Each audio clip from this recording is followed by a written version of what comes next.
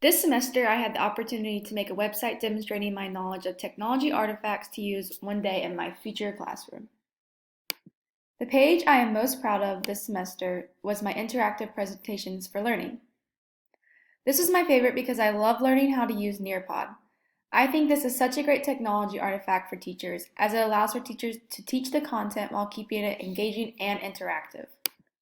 I love how my lessons turned out, and I can see myself using it one day for a future class of mine. The biggest challenge was the communication and collaboration tools page. At first, I wasn't sure how to implement a lesson where it could flow from one slide to the next with different activities. I eventually started connecting the whole thing together by adding videos, quizzes, and interactive slides so that the students were engaged the whole lesson. For the best lesson idea, we're coming back to the interactive presentations for learning page.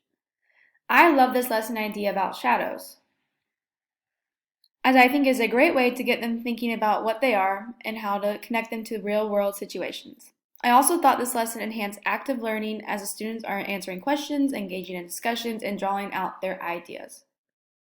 One practice I have learned this semester that I will take into my future classroom is allowing lessons to be focused not only on me at the front of the classroom teaching, but how students can be engaged throughout the lesson.